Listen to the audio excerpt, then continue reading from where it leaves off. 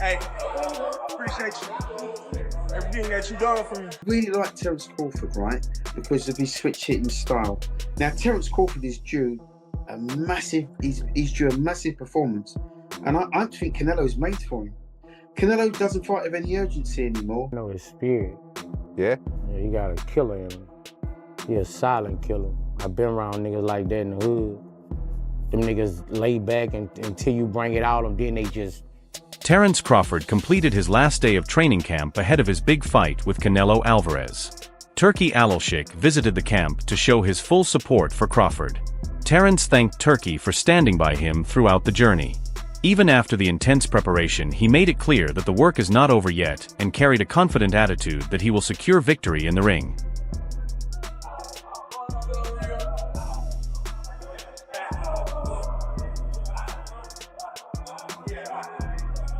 Hey, I appreciate you. Everything that you done for me. You and Riyadh, you must. The job ain't done yet. Yeah. The job ain't done yet. Yeah. It's Saturday, deliver the job. But listen, I appreciate the opportunity. No retirement. Let's get it. Yeah. Terence Crawford's last phase of preparation has been filled with hard work and determination as he gears up for the biggest fight of his career against Canelo Alvarez. At camp, he has been sparring heavily, fine-tuning his reflexes, and polishing his defense while keeping his offense sharp and powerful. His coaches highlight the discipline and focus he has shown, proving that he has prepared without cutting any corners. Training footage shows him putting in non-stop effort with a lean, conditioned body, ready to enter the ring with complete confidence.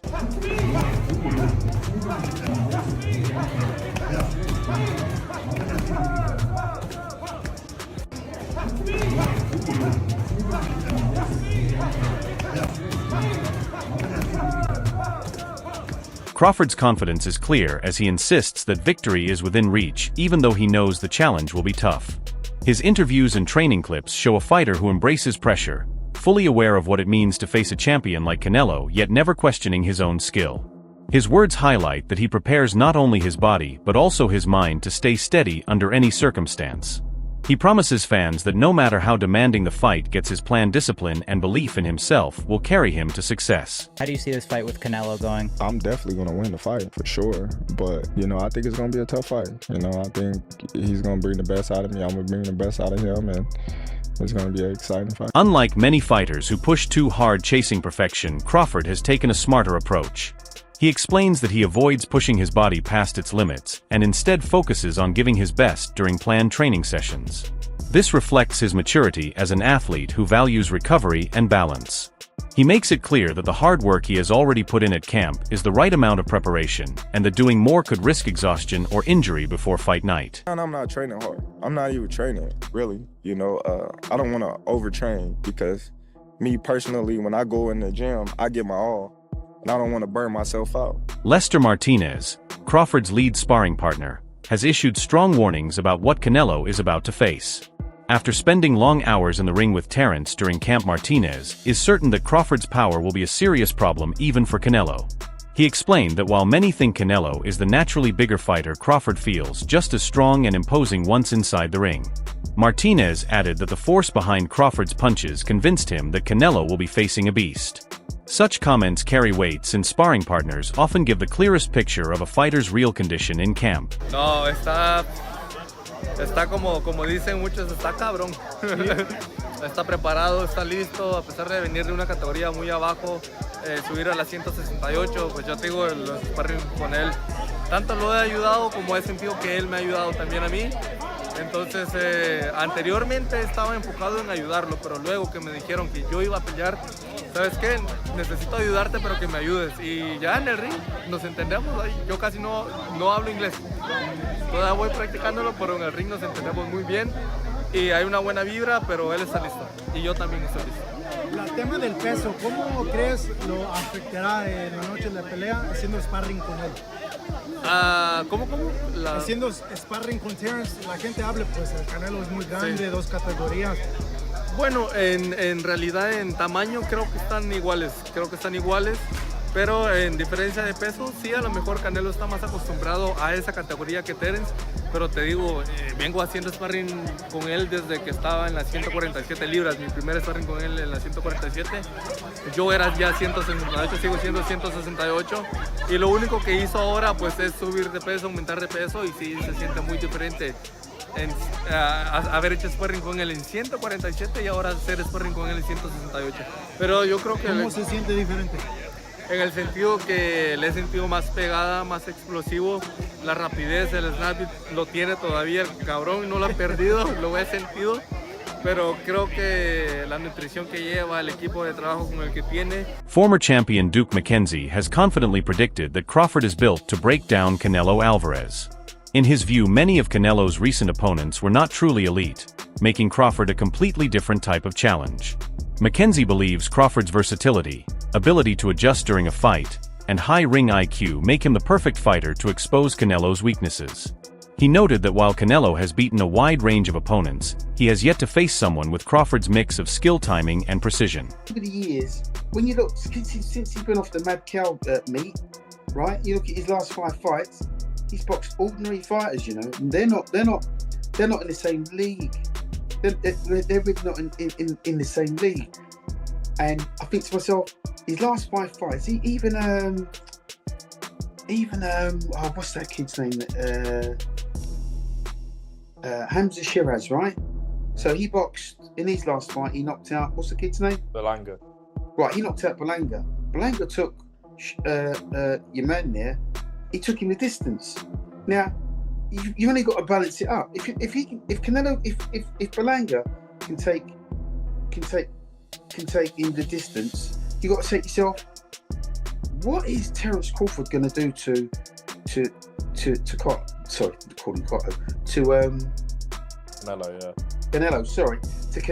Cotto. I've got the names mixed up.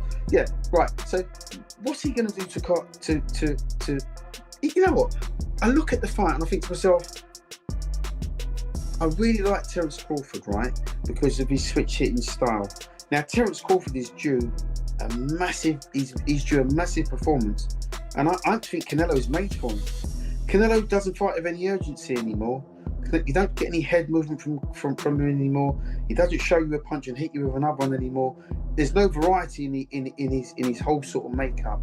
And I look at him and I think to myself, Canelo's become, just in my opinion, I think he's become a little bit pedestrian in as much as goes in straight lines, comes out in straight lines.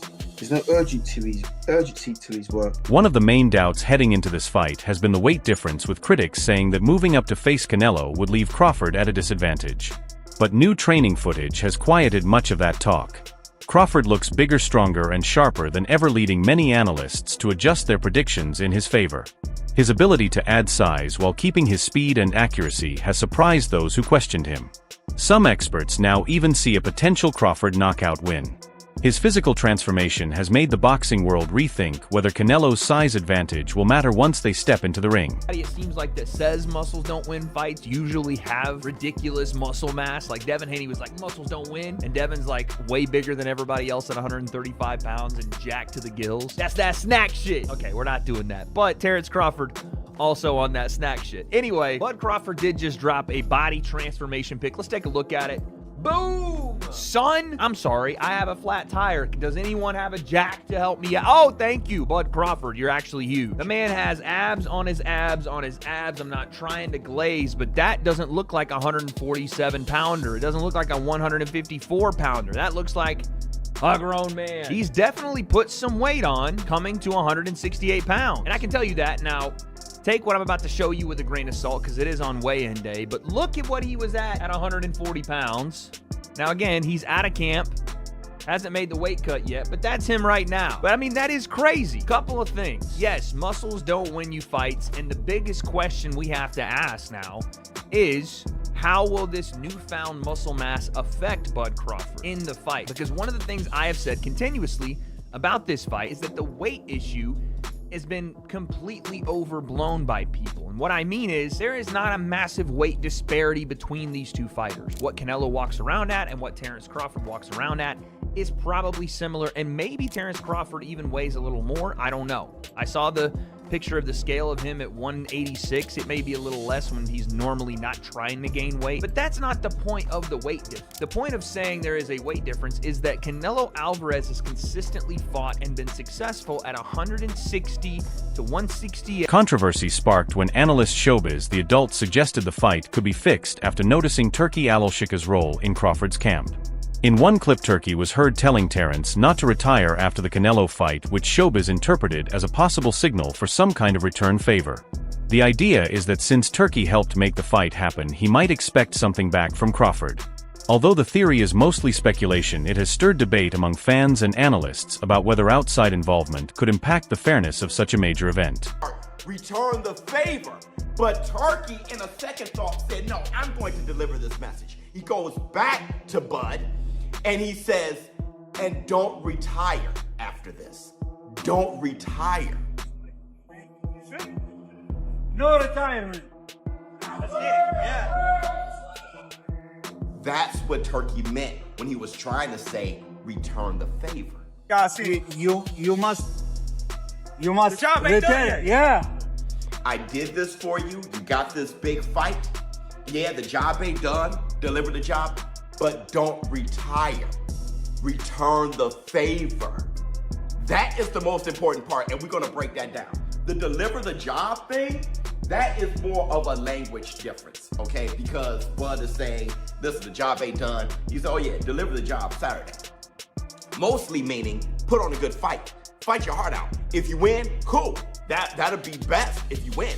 But I'm just saying, it's not about winning. Winning is about trying. Winning is about going for greatness. Marvelous Marvin Hagler wasn't undefeated. Sugar Ray Leonard, Duran, Muhammad Ali, Sam Langford, Jack Johnson, Jack Dempsey, some of these Gene Tunney, some of the greatest fighters of all time, Willie Pep, Sammy Sadler. These guys weren't undefeated, right?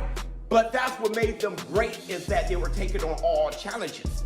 His Excellency Turki Alashik knows that the product isn't the fighter. The product is the sport. So he's trying to put on the best matches, which is why he's saying, don't retire, return the favor, because I got more ideas for you.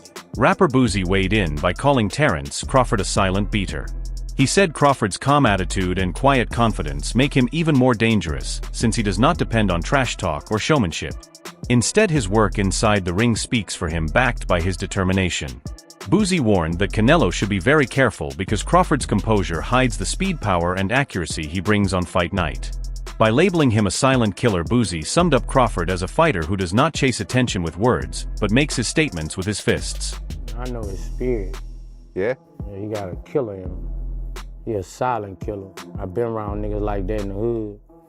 Them niggas lay back until you bring it out of them, then they just, you know, I've been like that with them niggas. Like, I didn't watch Crawford. I didn't hung out with this nigga. This is my boy. Like, this nigga got a killer in him. You know, Canelo better be fucking ready. Like, this nigga got a killer in him, bro.